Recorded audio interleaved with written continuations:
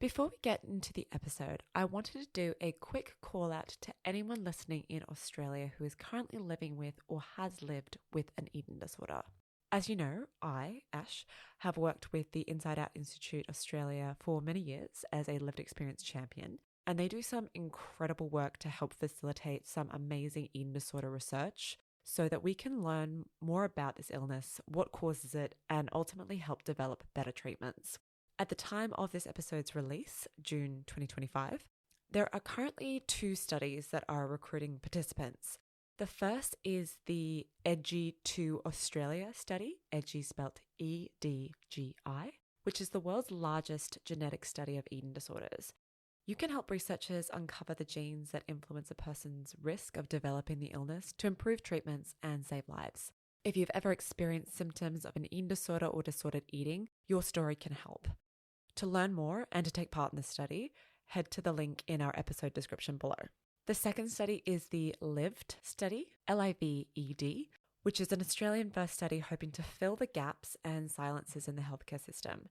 If you are 16 years or above with a lived experience of an eating disorder, you're invited to share your story, which will help focus on individual experiences to better inform treatment and care.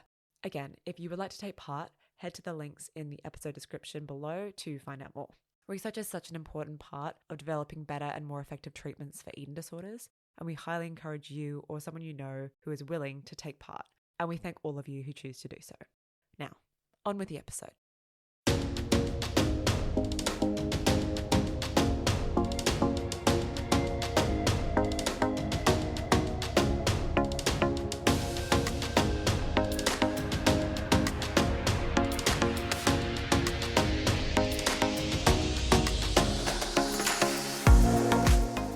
My name's Ash. And I'm Callie. And welcome to Paved with Gold, the Eating Disorder Recovery Podcast. I want to acknowledge the traditional landowners on which we are recording, the Gadigal and Gubbi Gubbi people. It's just us two today. Whoop, whoop. Hi. Woo. We haven't done this in a while. I know. I also like welcome or apologies, either one. I don't really know how you guys feel about that. Yes, sorry, or like you're welcome. Yeah, either way. We're doing something slightly different today because we thought it would be fun to lighten up the mood on our podcast feed. Not that it's not lighthearted or anything, but, you know, something a little bit fun. Break it up a little bit. Yeah. And how are we going to do that? By ranting about things that annoy us. I feel like we're just too very... I think I'd be real here, Ash, that we're not just trying to lighten up people's feeds. It's that we're both just angry humans at the moment and just feel like having a rant. I mean, at the moment? We're just angry humans that need to like kind of get it out. I feel like I've been getting it out on road rage lately, so this will be great for me. Yeah. Oh, it's super cathartic because, you know, I mean, being petty is my coping mechanism. Yeah, totally. And I don't even apologize for that. Let's be honest. No. This will be therapy for me. Agreed. So this is going to be the first part maybe of a non-sequential series. I feel like this could just be like, yeah. Yeah, it's a non-sequential series that we're calling, you know what really grinds my gears? And as you say that, all I can, is it out of Family Guy, how he has his news segment? Oh, yeah. Who, Brian? Stewie? Nah, it's the dad, isn't it? Peter? I'm pretty sure it's Peter that has a news series of like what grinds my gears. Oh. Well, people are listening and being like, this is the answer, and I'm sure you'll tell us. Yeah, someone tell us. Well, it was either calling it that or just it's the shits, but I didn't think that would fare too well on the podcast. Or like, what the fuck? Let's be honest. Or like... Yeah, I mean, we're trying to be friendly on the timeline before... We're basically just clickbaiting people. Also, you wanted to put on this Instagram, so I feel like maybe you're kind of like, hi, Mum, I don't want you to like... I'm not going to outwardly swear for my mum on our Instagram. I don't know. Still, though, we get pretty much shadow banned on Instagram because we talk about eating disorders. So if you haven't followed us or haven't seen our stuff... It's because eating disorders are political. And we talk about political stuff too. Meta no like that. Yeah, it's almost like health is political. What? Yeah. No. I didn't say that. You said that. Anyway, So let's start off with something that I know really grinds both of our gears. And it's kind of what kicked off this whole topic. And it's so prevalent online. Diet culture, even... I am being targeted hard by it at the moment. Yeah. hard. Same. I don't know Yeah, same. why. Because you're a woman and you're a mum, so therefore that means that It's you need like to conform. every second reel, like on my For You page. And I'm like, no, this is not for me. Yeah, and we like I can even say you also kind of see it sometimes in toxic dietetics and nutrition land. I'm Correct. just saying. Correct. Which is kind of where this all happened. Correct.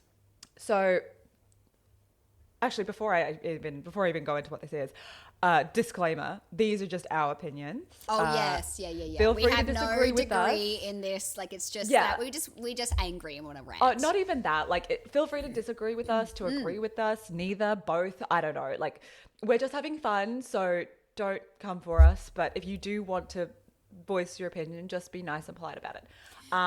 We're Implying that we're going to be nice and polite here, but we're not. But anyway, my point is, these are just our opinions. You're feel free to disagree with us. Don't make us cry. No, it's fine. Well, yeah. We're very sensitive. No. Before I'm going to start something off that you sent me, Callie. And this will set the scene of what we're talking about. I'm going to play it, trigger warning, and I'll bleep out the calories that she mentioned. Yes. Yeah, okay. But trigger warning for enraging, fitnessy diet crap. So skip ahead like 30 seconds if you don't want to hear that. Yeah. I'll play it.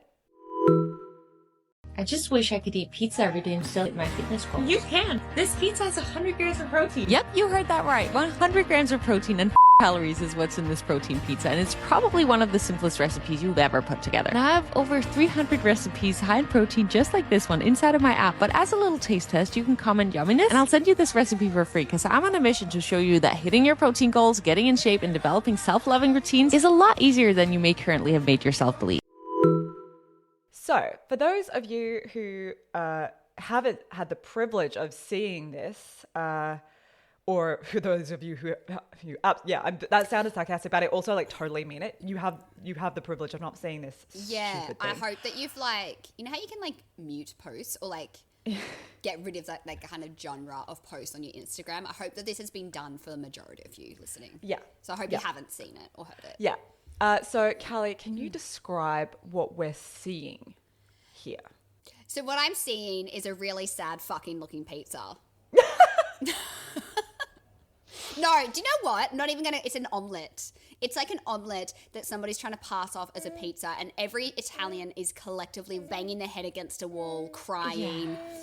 It's somebody who's trying to say that you can eat a whole pizza and fit it into your daily worth of calories because we give a fuck about that, and saying that like they're using eggs. They're using egg whites as their base. Yeah. Okay. So you can't hear this, but on the screen is I say you, the listener, Callie, you can see this. It's a split screen of the same incredibly small influencer, as if she's having a conversation with herself, wearing different outfits, but they're both crop tops because you need to see her abs. Booty shorts, crop tops, you know, the just no hate, you know, very comfortable. No, I get it. But you know, I'm just you need to describing see the scene. abs, yes. I'm just describing the scene because it's painting a visual picture. Yes. Also, it starts off with her saying, "Oh, I wish I could eat pizza every day." I'm like you can. First of all, you can. Second of all, who is saying that? Because I mean, it's not an overly like for me. If I ate pizza every day, like don't get me wrong, I love pizza. I had And, pizza like, yesterday, actually. It was delicious.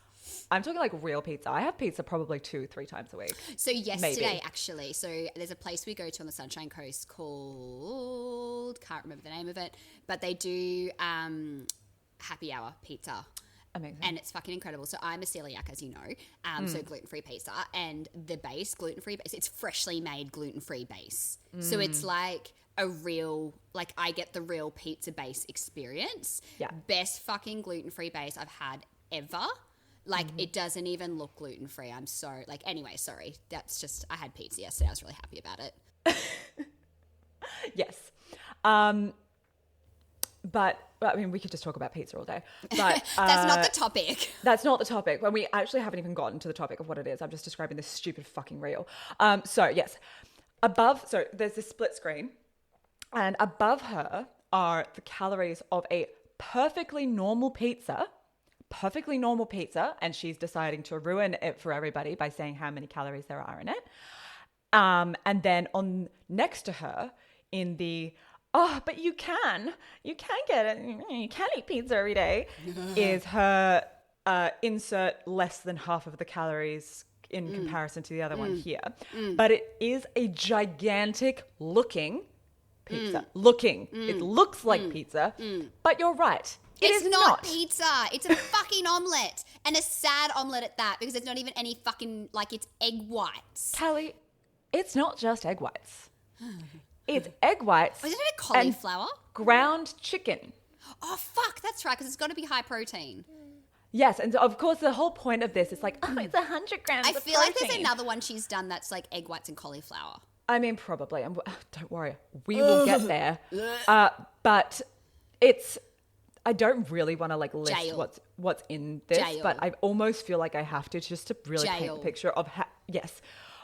So the pizza consists of ground chicken, egg whites, baking powder, and seasoning, just generic seasoning. Don't anyone make this, by the way, please. Do not make this. If I find out that you've made this, first of all, tell me how terrible it is. But second of all, jail. That's in the crust. I'm not also giving you quantities or anything, so don't even come at me. Just go to jail if you even try. Then it's like on it is tomato sauce, fat-free cheese, which is basically just misery cheese. Turkey just vomited. Yeah, exactly. That was very appropriate, buddy. Oh, buddy. Good job. Fat-free, happiness-free, joy-free cheese. Turkey pepperoni, which I have no idea what that is. It's an American thing, I believe. Thing, isn't it? Yeah. Yeah, of like turkey bacon. I don't even know what that means. How can it be? Yeah, it doesn't make sense. Anyway, we won't go into that. It's tomatoes and again the mysterious seasoning. Okay, so this sounds disgusting. It's not pizza. Let's clarify this right now. It is not pizza. It is a chicken omelette. Yeah, it's a chicken omelette essentially, and it's a sad one at that. I'm sorry, like my taste bud, like I just like. Bleh. My taste buds are dying of loneliness, essentially, like looking at this. Why would you ever think, let's try this? Yeah, okay. This is a good combo. Right? Give that a crack. And I mean, not being rude, but I'm about to be rude. Be rude. I say with all due respect, because I actually don't give much respect to this kind of content at all. But also the way she's like smiling through it and you can hear it in her voice, it kind of makes me feel like she's in a hostage video. Totally. Like, smile through it and everything's going to be fine. And this is totally pizza. And it's like, no, honey, you are deluding yourself. And look, like we see this all the fucking time. And here is, I'm arriving at the point of what we're actually talking about here, which is this stupid food swap bullshit this is what really grinds our gears, is the food swap crap. Yeah. You know, like the rice for cauliflower rice. Swap this for this. Noodles for zucchini noodles. Like pasta for zucchini noodles? What? Like since when? All right, look, you can like zucchini noodles. Godspeed. Put them in a salad. Put them in your pasta. They are not pasta. Also, like, you're just fucking on an entire culture here. Right? I mean, try going to Rome or anywhere in Italy and pass that fucking pizza off as pizza. You will be laughed out of the country. One of Drew's close workmates is Italian and I fucking love him. And he's passionate about pizza and like stuff. Like, so that's who we went to pizza yesterday with. I feel like if you ever tried to hand that to him, he'd probably just, I don't even think he'd laugh. I think he'd just be like so wildly offended / disrespected. It's disrespectful. Yeah, it is. It actually is. Like, if we want to go into like the culture side of this, like, yeah, which I don't feel like we can because we're not Italian. Well, I think we went into a little bit of culture stuff with Steph on one of our very first episodes that we ever recorded. Do you remember that? And we were talking about like being patient and going, you know, on food challenges, and the food challenge being Chinese food and like rice and stuff. Yes. Yeah. Anyway. Yeah. Oh, I mean, the whitewashing of dietetics is absolutely a conversation that we need to have. Just need to find the right person to have it with. Totally. But it's like, how Indian is seen as like a cheap meal kind of thing. It's like, or a fun food. It's like, or no, Chinese this is the food or pad thai. Like these are the foods that, or even pizza. Let's be honest. Or just rice or pasta. You know, like these are foods that form the foundations of a lot of sort of cultures and like international cuisines. Of people's cultures and how they gather around food. It's just, that's absolutely another, that's a whole other thing. but particularly food swaps. Another really serious issue. Cauliflower rice is not rice. This is a hill I will die on. Cauliflower rice is like misery sand. It doesn't even have the same texture. No, it doesn't. It actually tastes. But like on the same really note, bad. zucchini noodles as pasta. Yes, exact same camp. As Drew likes to call them, it's a watery green dick.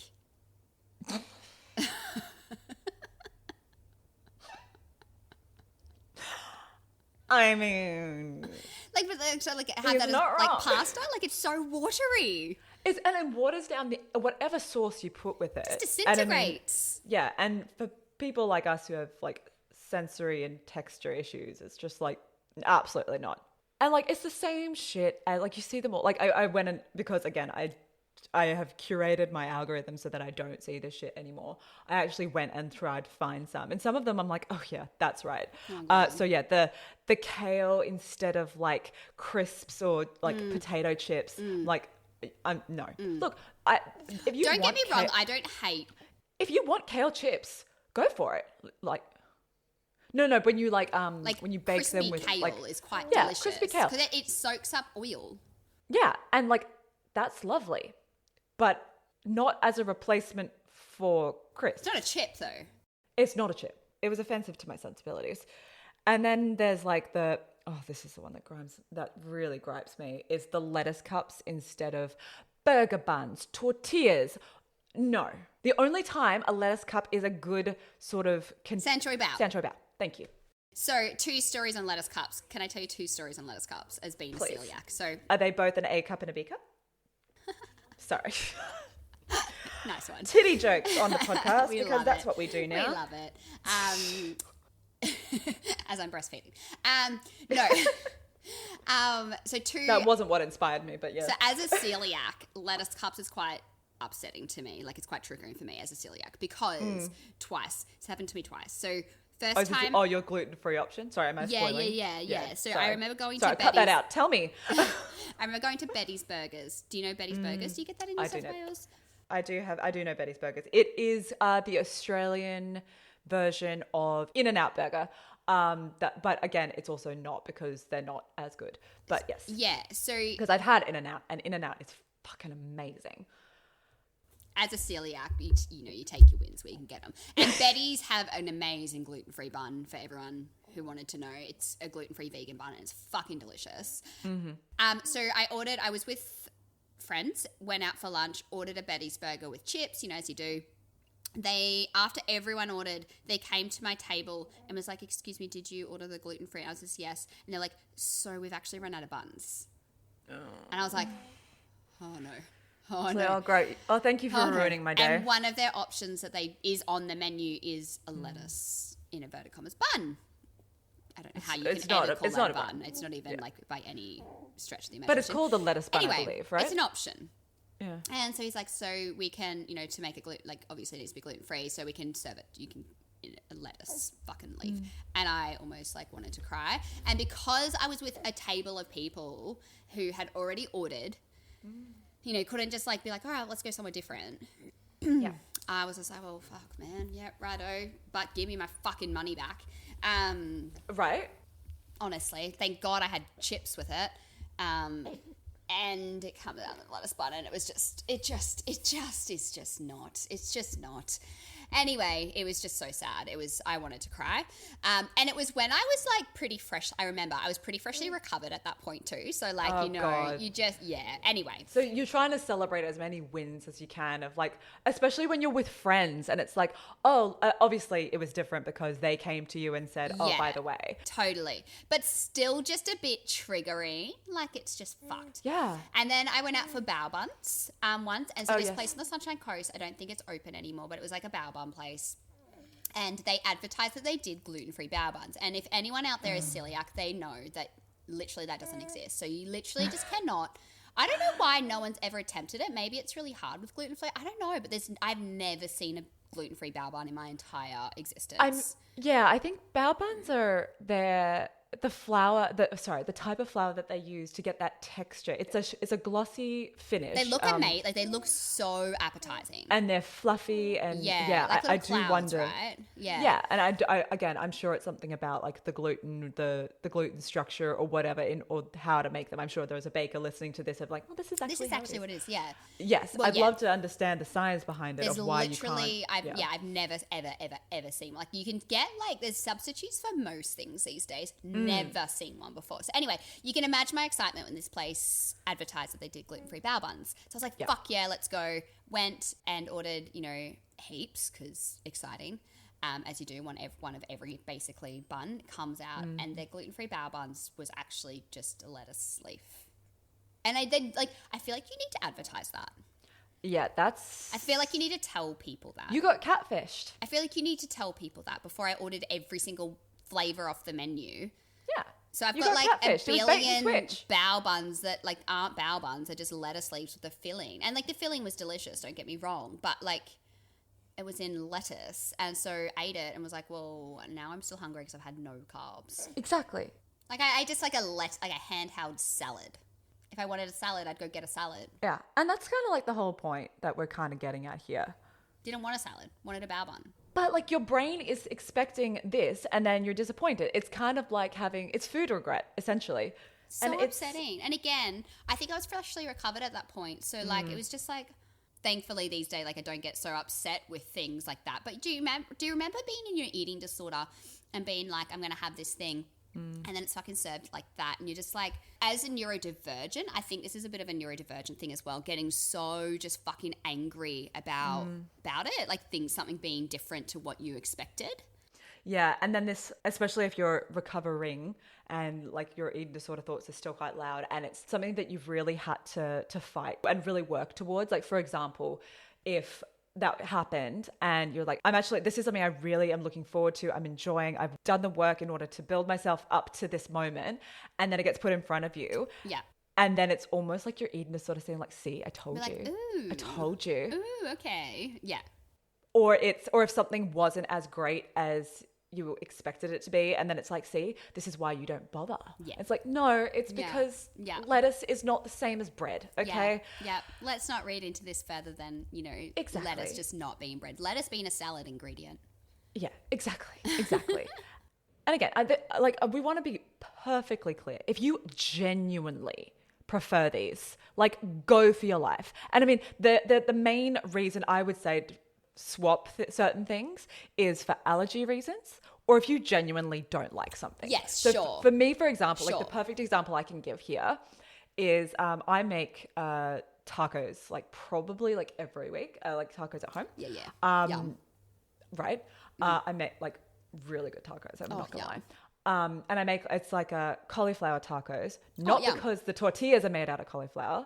They're lovely, fluffy tortillas. Proper tortillas. It's like I put some refried beans, some roast cauliflower with cheese and this fresh salsa, and then like the wet salsa. I don't know how to Wet describe it. salsa. The wet salsa, like the gloopy, The jar red, salsa. yes, that one.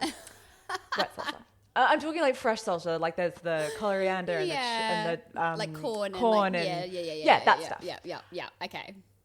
I don't like guacamole because avocados are the work of the devil, so I don't put Fair that call. on there. Yep. But also, I love a good guac. look, it's on everything, and avocados are in fucking everything, so I wish I liked them, but no. Fair. I don't like sour cream.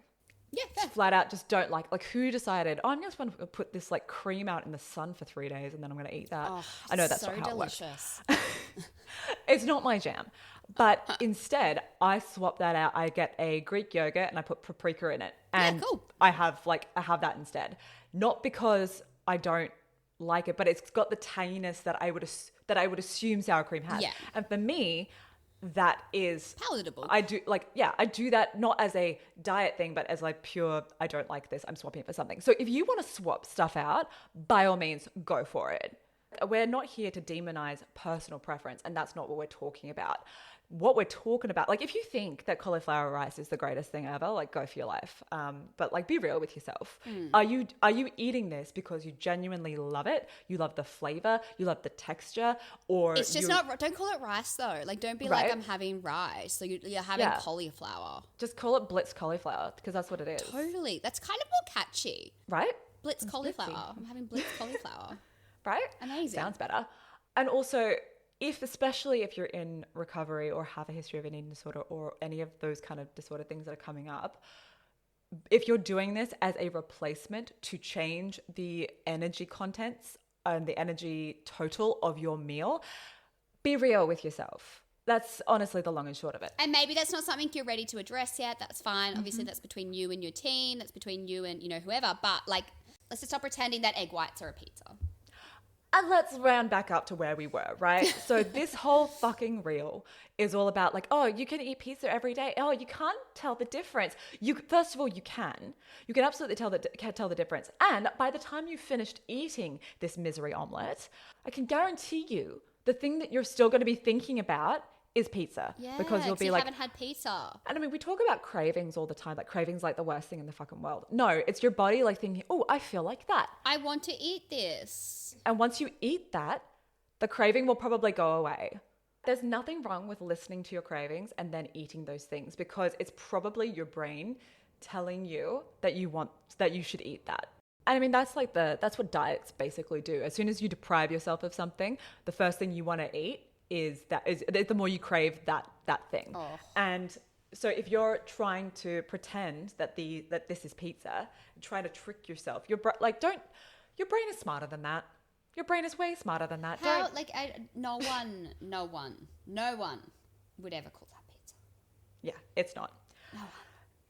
No. So yeah, don't do those food swaps. If someone suggests it, tell them to go. Or if you see it on your Instagram, just Mark is not interested. Yeah. Report as offensive, because that's what I do. It's totally offensive. Or just throw your phone away.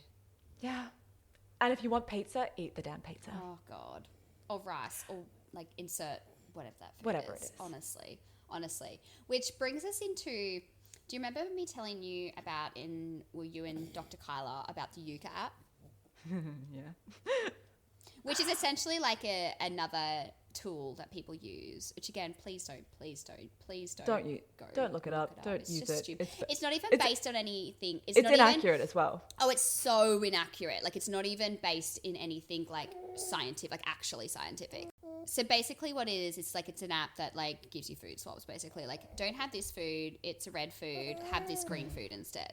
And it pings like chemicals in ingredients. And so, like, I'm talking like, if you look at a banana, right? Like, what's the chemical makeup of a banana? If you listed out in this app, like, you had a banana and the ingredient list was like all of the chemicals that make up a banana, it would ping those chemicals. So that's kind of like where I'm getting at here. And so it's just not even accurate. Does it ping like bottled water, given that water is a chemical? I mean, probably. It probably would be like, don't drink this water, drink this water, because it's like, whatever, I don't know, being fucking I mean, that's the kind of level of science we're dealing with. Yeah, no, here. Totally. It would be like, don't drink this water, drink this water, because it's been sitting out in the fucking like full moon for however many days, and like it's been charged by crystals. Been blessed by monks or something. Yeah, absolutely. Like, that's kind of what I'm talking about here. But the problematic thing about it is that we know that we live in a very healthist culture where people like are just looking for things that are going to make them more healthy, in inverted commas. And mums love this shit because why? We like just want the absolute best for our children. This is not shitting on mums that like just want the best for their kids, because it is like, as a mum, like I get really like, you do get like, oh my God, like have they eaten enough vegetables today? Have they, what am I feeding my children? That's not a bad thing. No. And there's so many fucking messages out there. You're almost literally looking for someone to say, tell me what to do. Totally. Just tell me what to do. And here's this app that will tell you what to do. Totally. Let me just scan this ingredient. Oh God, that thing that do you know what I've seen in like mum groups with this Yuka app is that like, well, I mean, that was where we were going. Yes, what really grinds your gears mum groups is the shit that you send me from mum groups. Oh my God. Totally. I'm just like, oh, another one. So like I've seen like somebody be like, oh, you should get the Yuga app. Like it's, you know, you scan this food in, it's telling me this, you should get this. And we see mums reply being like, oh my God, like stressing because my son or my daughter is autistic and this is their safe food. This is the only food they eat. Oh my God, you're telling me that this app has scanned it as a red food and what I'm feeding my child is poison? Yet, like, it's the only food they eat because it's their safe food. So problematic. But it'll make everything way more challenging for you. Totally. And way more stressful for you. Totally. And this is a very common occurrence. Like having a neurodivergent child, especially one who has, whether it be fussy eating or sensory issues or difficulties with having a variety of foods and has... Or even just like a child with an eating disorder. Like I've seen it with children with just eating disorders who like they've got one safe food that they'll eat, but it's demonized. So then it's like... So now let's just add this shame that you didn't have in the first place, but you have now put that shame on you because a little app told you so. A little app that's actually not based on any science. And as a parent, like I said, you just wanting to do the best for your kid. So like, you know, I get it. But like, let's just, it's so upsetting. And then just mum groups. Let's just tap into this mum group thing. Like, oh my God, Ash, some of the, what posts have I sent you? Like, you sent me a bunch. So again, disclaimer again. I don't want to shit on all mum groups, by the way. Like there are some good ones. Yeah. And I also realize that I'm here merely as a passenger, but for, you know, this conversation, but I think, you know, things are hard for parents, especially mums, especially because mums often, mum groups exist for a reason. You want to share your collective experiences, and especially because it can be quite lonely in the very first few years. And it's also can be a source of information. Like I've done it many times where I've been like, hey, I don't know this thing that's happening with my child, or like, I'm not sure about this thing. Just going to quickly ask mums because maybe they've done it, seen it. You know, and we're talking mum groups both in real life, but especially on things like Facebook and online, Reddit, whatever you want. Yeah. So we're talking specifically about... Or like mum influencers. That is a whole separate thing. I don't even think we have time to cover that. Let's be honest. That's a separate issue. Yeah. Yeah. Anyway, so we're talking about specifically Facebook mum groups and shit like that. So... Oh gosh, some of the stuff you've sent me. Horrific. Thing I think is the worst is when you have mothers posting how they are worried that their children are quote unquote obese. There was no other issues up until they decided that their child got weighed, and then they did the calculation of the bullshit measurement index. And then they realized that their child was quote unquote obese. And now apparently it's an issue. There was no issues beforehand, but now there is. And I've sent you, I screenshot many of these posts a week. Yeah. And send them to you and be like, here we go. It's another one. Like, it's upsetting. Like, it's so upsetting. Yeah. I mean, let's be clear. There are, like, I don't actually think that, I mean, we've already talked about how the BMI is bullshit. But especially like using it for children, I just don't understand, because children grow out and up, then out and up, then out and up. And they're also growing. And it's just not what a child needs to be worrying about. Like, can we let kids be kids? And I'm like talking like young children. Like, I'm not talking like teenage, which is horrific as well. I'm talking like 2, 3, 4, 5-year-olds. Horrific. Makes me so sad. And when you basically are putting your children on a diet, you're essentially, and I feel free to tell me if I'm wrong here, aren't you disrupting the way that they're... Correct, yeah. Yeah, it's like you're disrupting the biological growth of your children. Yes. We know that there are studies, and I probably am going to get this wrong. This episode is definitely not a scientific episode. We're not doing research here. No, but it's I know that there's studies that show that dieting as a child can not only be a precursor or lay the groundwork for an eating disorder later on, but it can also lead to really poor health outcomes in terms of weight cycling. And triggering to be potentially higher weights later. Not that that's a bad thing. And I'm not saying that higher weights are equal poor health outcomes. Yes, correct. But it's actually weight cycling that does that. But yeah, it's just like you are potentially really fucking up your child's health by putting them on a diet. Well, I think that like while they're growing. I think that kind of like what Dr. Kyla said in our episode, the last episode. Like Dr. Kyla kind of mentioned, like there's just no reason to be talking about weight, shape, diet, like food in that way with children. Like there's just not really any really reason for it. Correct. Yeah. And so if there's any health concerns, I guess, for your child, you know, that's kind of not a conversation you should be having with the child anyway, because they don't have the maturity or the developmental kind of capacity to actually be able to process that way in that conversation in their brain the way that maybe you intend to have it. Like they don't have that capability. So if that's something you need to worry about, like I'm sorry, but that needs to be like you and your, you know, partner or whoever, you know, whatever health professional you've got, hopefully it's a really reputable dietitian. That's not a conversation that should ever be had with a child. No. That topic just should not be had with a child. It's not something a child should have to ever think about. Yeah. You don't include children in adult conversations. So it's like, you know, people go fucking wild at, you know, sex topics for children. I was just going to talk about this. Yet they talk about that stuff, and it can be argued that, like, well, I mean, it's not argued. Sex education is vital. It's a vital topic to be talking to children about. Yes, because they need to understand how their body works. Yes. Because a child who doesn't understand their body and doesn't know what's happening to them can't identify if there's unsafe stuff going on. Something that should not be happening. Exactly right. So that's like actually a topic that should be happening. But obviously, like, you know, you talk about that in an appropriate way, in an age appropriate way. I completely agree. So on the same token, food talk, diet talk, body talk is not appropriate conversation to have with a child. Yeah. I mean, also because especially at that age, those children aren't responsible for feeding themselves or purchasing the food that they're going to feed themselves, or can make decisions about an understanding of their health and what is best for them, and also the economics of food and all those kind of things. Like these are really complicated things that even adults get fucking wrong. Totally. Go follow Dr. Kyla in all of that, like, because absolutely fucking wealth of just everything. Yeah, but there's also a great account, Anti-Diet Kids, which is also amazing. Does basically the same thing. It says what it does on the tin, right? Yeah. But I mean, if we've just spent probably about 30 minutes ranting about how adults get this wrong, right? So why are you confusing children in that as well? Oh God, it just like it's so upsetting to me. So upsetting to me.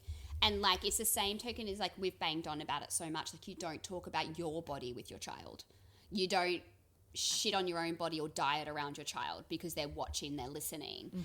And like I feel like that's a concept that people are starting to get. Not fast enough, unfortunately. No. Like some people. It's I think it's like downplayed to be like, oh well, you know, like they've got to, you know, they'll be faced with this stuff eventually. Yeah, so when they are faced with this stuff, they want to be able to have the, you know, ammo and the tools to be actually able to deal with these conversations. Yeah. I think I said it with Dr. Kyla's episode. I feel like most conversations we have with people when they've said, in my home, we talked about food in a negative light, we talked about bodies negatively. I feel like everyone who's had that experience has gone on to develop an eating disorder. Again, that's not like a across the board thing. Like that's just our like anecdotally. Yeah, Anyway, which brings me on to Ash, and I feel like this is another topic on the same kind of train line, if we wanted to call it that, that I think is actually a really important one maybe to talk about, especially in the aspect of recovery, eating disorders recovery, because I feel like it's a very common thing for people to be like, what are you recovering for? Like, what does your future look like? What does your life look like without an eating disorder? And, you know, for me, it was very relevant because it was something that I really wanted, a family, children. That was something that I've always wanted, as you know. Yeah. And, you know, it's been the best thing one of the best things I've ever done. Yeah. Incredibly healing for me. But for some people, that's not the case. And I feel like so often in the recovery community, it's very much touted as something that is a motivator. And I feel like it's taught. Like I remember, I think I was saying to you, like something that I was taught, like, you know, recover for the babies, recover so you can be, you know, you can have a baby one day. And it's just like, like, what happens if the person, and you speak about this because I feel like it probably has been said to you in recovery. Oh, like, 100% what about, you know, has, yeah. And I feel like there'd be, like, I don't know, you tell us, like, the feelings that would have been attached to that, because I feel like you've been a staunchly child-free, but wanting to be child-free person for quite some time, question mark? Oh, yeah. And I mean, we do talk a lot about sort of parenting and eating disorders and kids and stuff on this podcast, because it's absolutely relevant and really, really important. And I feel like you actually are, like, you say a lot, like, I don't get to, like, probably don't get to give my 2 cents. I think you actually do, because you've been a child and you've got parents and you've got nieces and you, like, support people. You know, I'm a parent and you're one of my best friends. Yeah. You know what I mean? Like, so you actually do get to have a say in these spaces because you have experiences in it. Yeah, but also at the same time, and I've said this a lot, I think, like, I wanted to do, like, a whole episode on, like, being child-free and like the relationship with eating disorders, but I wasn't sure if it, like, not only we could fit it into, like, a whole episode, but also, you know, if it was interesting enough. So I figured this was probably, this is a great place to do it. And I'm being very clear, child-free is people who have chosen to be child-free, not people who are childless. Childless by circumstance, because childless by choice is being child-free, but childless by circumstance of those people who are unable to have children or things like that. Yeah, and I'm talking specifically about child-free here because that's the camp that I sit in.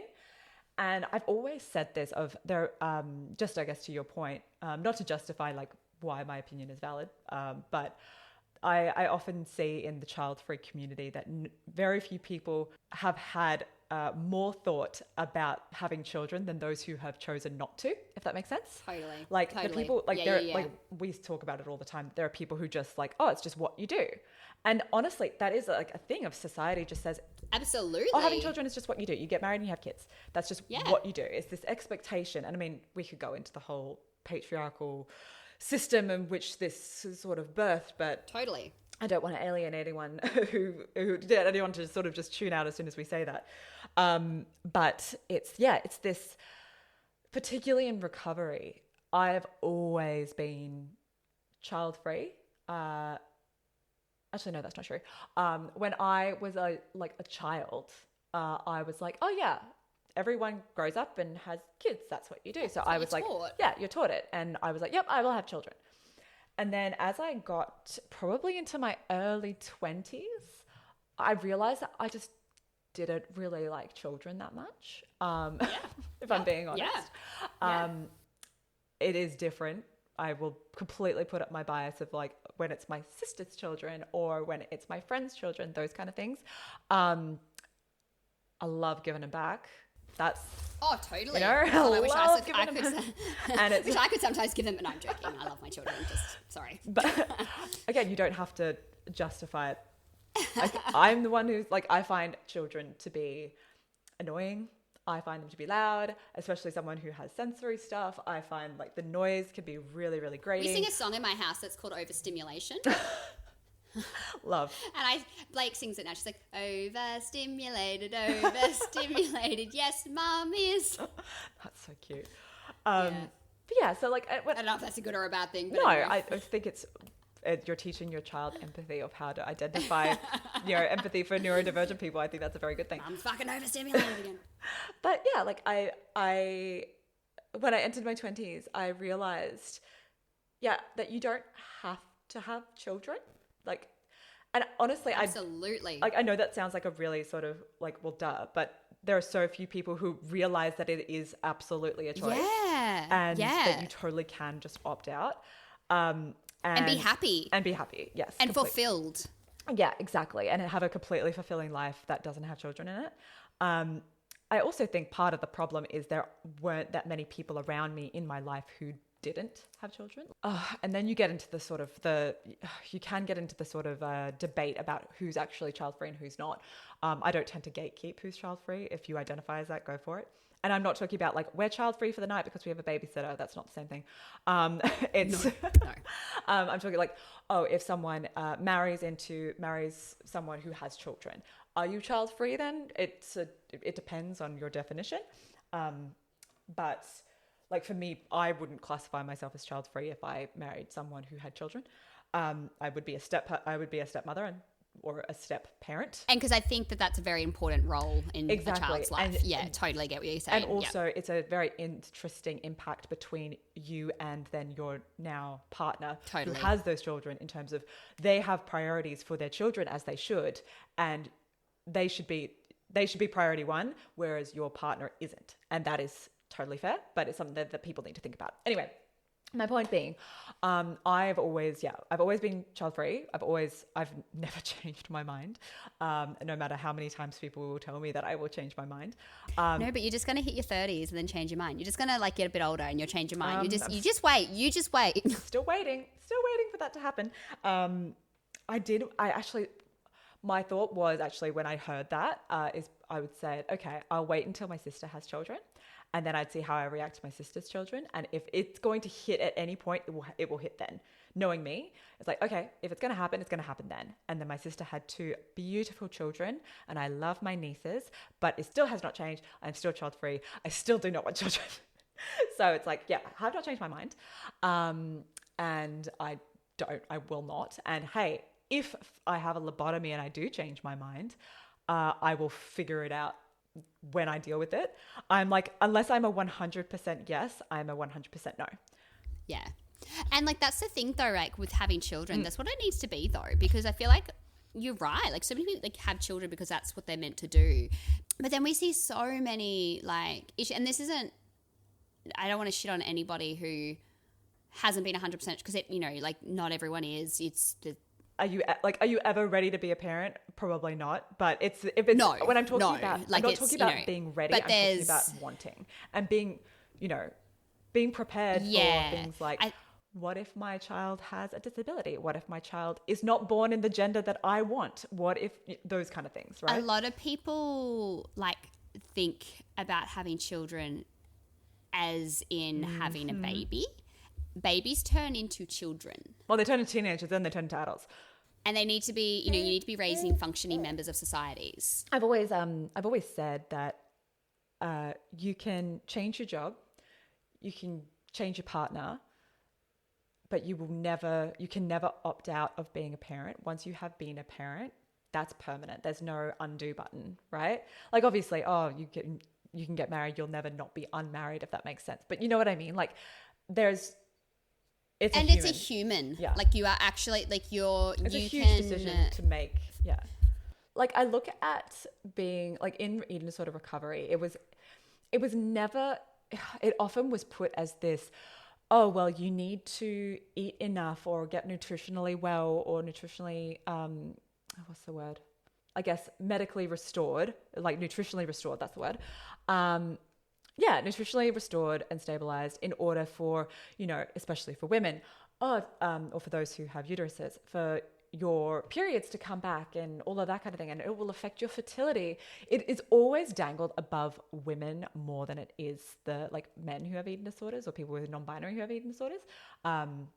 Or I should say AMAB people. Because, I mean, don't get me wrong, I know that eating disorders can affect the fertility for men, but it's much more common that this is, and probably in equal amounts, but it's always the women where this carrot is dangled above your head of, oh, well, you need to eat and recover so you can have babies. I'm like, okay. And I was hearing this, and I remember being in a group session, and I was like, what if we don't want children? And the group facilitator was just silent and was just like, oh, well, I mean, you want to have the option, and then went off to something else. And I'm like, okay, great. Thank you for invalidating what I was saying and not even, right? And like, and not to have the option. It's like, well, what if I've decided it's that was almost like saying like, you just don't want them now. Like you're going to want them eventually. It's exactly. Yeah. You don't want to stay sick and then it never happened. Right. I'm like, well, it's never going to happen anyway. So yeah, I'm just like, okay, that's interesting. And I mean, because I've always been so confident in my choice of not having children, I was able to sort of find the purpose of like recovery without that sort of goal of, oh, well, recover for your babies or recover for future babies kind of thing. But one of the things that grinds my gears is, and we go back to the whole point of this episode, is that it's not presented as an option and no one really talks about it. And also no one really talks about the effect, because I'm not going to lie, like my past history of an eating disorder absolutely plays a role in my decision not to have children. I don't want to have children for many reasons. But I know that my child would be absolutely at a higher genetic predisposition to having an eating disorder. And that's something I don't really want to deal with. If I'm being perfectly honest, I don't. It's too big of a risk for me. Totally. I also know that I value my recovery, being in recovery maintenance way too much to jeopardize that by putting my body through an extremely traumatic process and also through a high risk process, because we've talked about this in our eating disorders and postpartum episode, about the risks that pregnancy and postpartum can have on people's mental health, especially being a precursor towards eating disorders. And I have worked really, really hard to get to where I am and being okay with my body, and what it does and how it is. And I know that any sort of major change like that would put me at a high risk. I'm not saying I don't have the tools in order to deal with that. No, totally. But it's a high risk. Like, and that's okay. Like it's kind of like you don't want it. Yeah. Like I also there are many other reasons. Not a big fan of kids. Other reasons, I like my career. I've worked really hard. I don't really want to sacrifice also relevant my career. Because let's be honest, in the industry I'm in, it absolutely is a career sacrifice. It shouldn't be, but it is. It absolutely is. Like it's so like it's a financial, career, body, like it's all around a sacrifice. Yeah. And like and one that you need to choose, right? Yes. Like one that and one that you can opt out of or you can choose. Like it's one that you absolutely need your partner as well to be on board with, because I see so many stories of, because I'm a member of Childfree Reddit, I see so many stories of people like, my husband's changed his mind, he wants children and I don't, or my wife now wants children, we've been together for 8 years and now she's decided that she wants children. Or people, they were on the fence and now they've changed their mind. Or they said that they didn't and they hoped that their partner would change their mind. Oh. I've ended relationships because they didn't match with me. Like, and even, I'm talking like 2 weeks in. He wanted kids, I didn't. I'm like, well, we're fundamentally incompatible. It's not going to work. It's not going to work. Because you should never have to compromise on either of your values. No. That person should not have to compromise on what having kids. Huge thing. Yeah. Totally. What happens if, like in those relationships where somebody's like, don't want kids, both don't want kids, and then down the track, like, do you think that, I don't know. Anyway. Me personally, I don't think that there's any, you can't reconcile that, because you're either... Agree. Someone's always compromising. Yeah. And I don't think you should ever bring a child into the world unless you both are on board, because then like there's going to be an element. It's resentment. It's such a huge commitment. It is a huge commitment. Huge. Like the biggest commitment. Yeah. We can't fundamentally be in a relationship if we do not have that shared value. Because someone is always compromising. Either someone is compromising by not having children and pretending like they'll constantly feel like there's something missing, and they'll be constantly wondering what if, and that will then grow to resentment. Or if someone brings a child into the world and then they're emotionally absent from that child and they resent that child for existing because they didn't. It's not the child's fault. Exactly. Yeah. And that is just, it's not fair on devastating anybody. Yeah. So, and like I've seen, like in this Childfree Reddit, I've seen people saying, someone said that, my doctor said that having a child would cure my eating disorder. Oh. Yeah. That's such a huge thing. Mm-hmm. That was like, yes, that is such a huge thing that people think is going to happen. And it really... that's not how it happens. It's not. And for many reasons, apart from the whole... having a child is absolutely a choice. It should not be used. Don't use your child in that way. Your child is not Your child should never be born with a job. It should not be born grinds to me. fix you, fix a relationship, to cure you of something, to it's not like it's just, for a hobby, because you're bored, to fix a marriage, anything. Your child should never be born with a job. No. But again, that's just my thing. Anyway. Oh yeah, no, that's. Ooh. I guess the reason, and like the reason I'm saying this on this platform that we have is because I've looked up so much of child-free and eating disorders, like in the same sentence. And the only search results I get are eating disorders for your child, like not for your child. Oh my God, eating disorders in your child, like in your child, and there's just no one talking about it. Yeah, and again, I feel like if anybody out there who's listening that doesn't want children and is going through recovery, like again, I'm sure it would be very triggering to have this rhetoric thrown in your face constantly, and it is a rhetoric that is used in the treatment space of like, but you might want children one day, like recover for your children, recover for your future children, recover if you want children, recover so your fertility, like for me, I would look at, okay, I wanted to get my period back. I wanted to be medically and nutritionally restored so I could get my periods back so that I could, avoid osteoporosis and bone health, reproductive health doesn't mean fertility. Exactly. And that's the kind of point I wanted to get at is, but thank you. You said it in a much more eloquent way than I was trying to. It's reproductive health does not mean fertility, and it doesn't have to. And if anyone's listening to this who are like, shit, I don't know if I want children. First of all, you don't have to.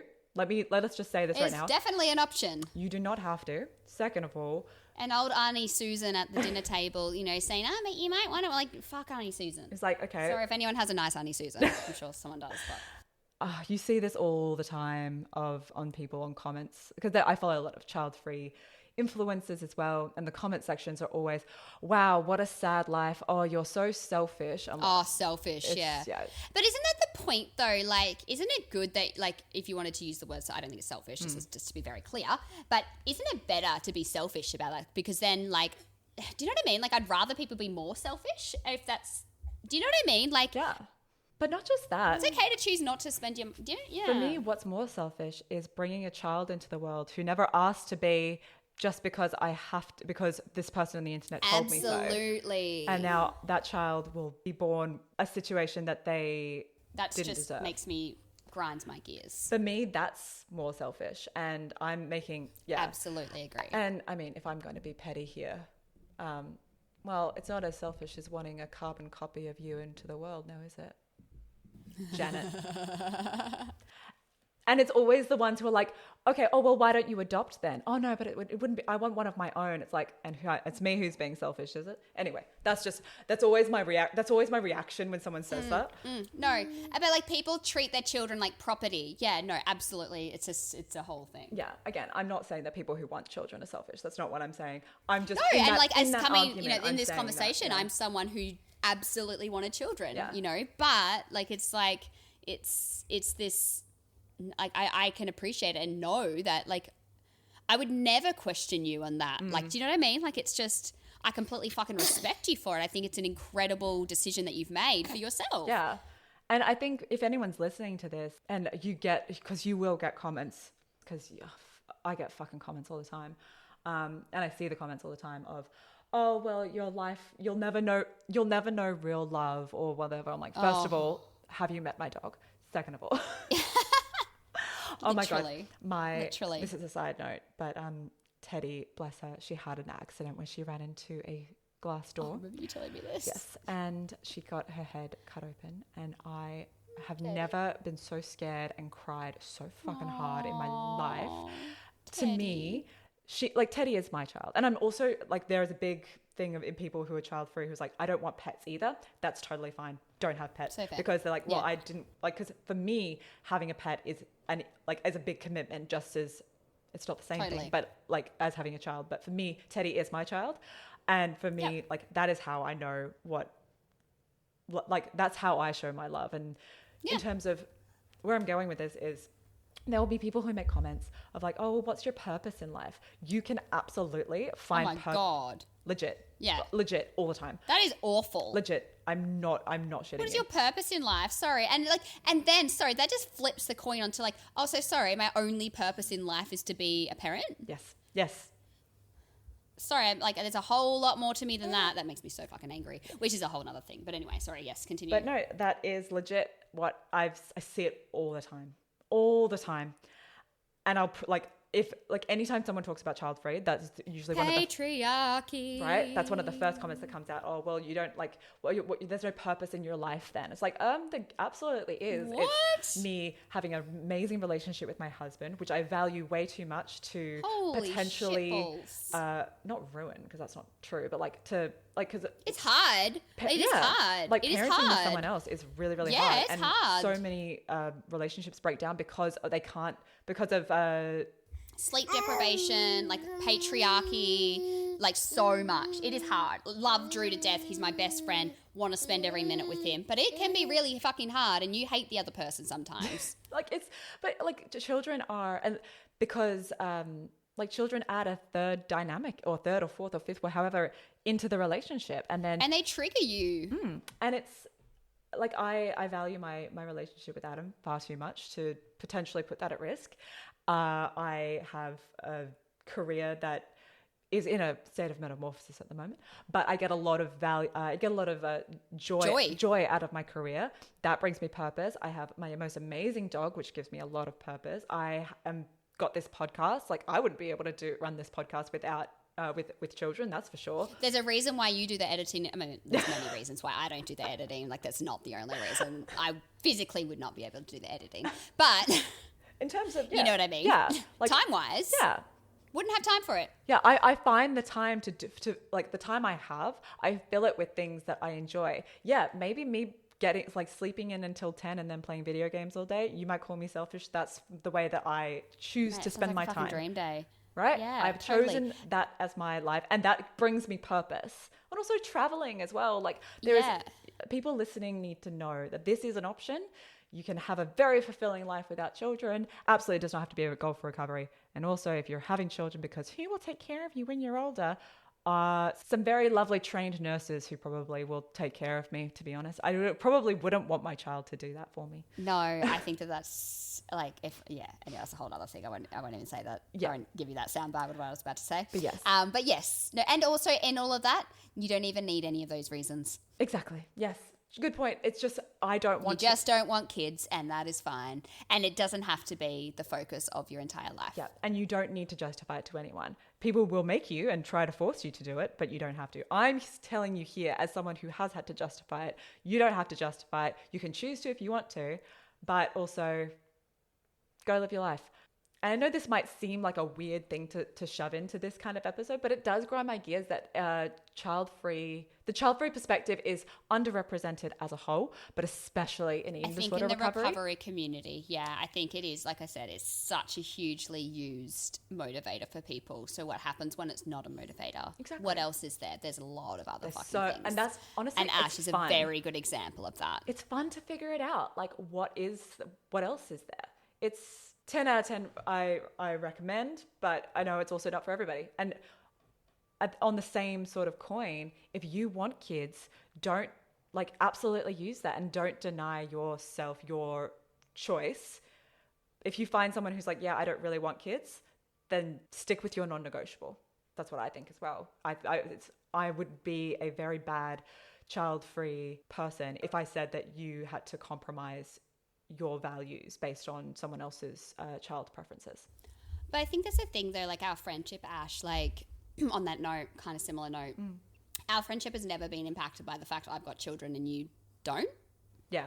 Do you know what I mean? It's not... You are one of the very few people actually who has kids who never brings it up. You are such a rare ally for people who are child free, you're just, I mean, dude, you've got empathy. I mean, and we know how rare that is. Just don't be a dick.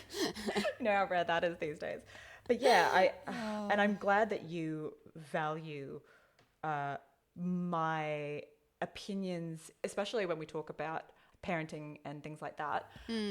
But also, the prospect of parenting scares the shit out of me, so much so that I've opted out to do it. And but again, I've always recognized how hard parenting is, and that's why I've chosen not to do it, because it's too hard. Yeah. And equally, I think like you've been such a good ally. This is going to be a bit of a circle jerk, but you've been such a good ally, like as a parent, right? Like, because I feel so supported. Like there's never been like I know you fucking love my children. But the thing is also, I love you. Yes, that's what I was going to say. I love, and the people I love who have kids, I love them. And if they love their children, then they're an extension of you. No, but that's what I was going to say, because I always remember, and this is my, like, I will shout it from every rooftop. After giving birth, everybody just cares about the child. And nobody cares about the mother or the dad. And we need more people that care about the parents, because, and it's one of my things that I hate, that, you know, people come over to visit the baby. And they want to hold the baby. They want to hold the baby. Like, I don't need help holding the baby. Yeah. I need help eating. Doing my laundry. Fucking showering. Fucking doing my laundry, cleaning the house. Like, you know what I mean? And I think that is such a powerful position that you bring. Like, just... I valued it so much when I had my babies.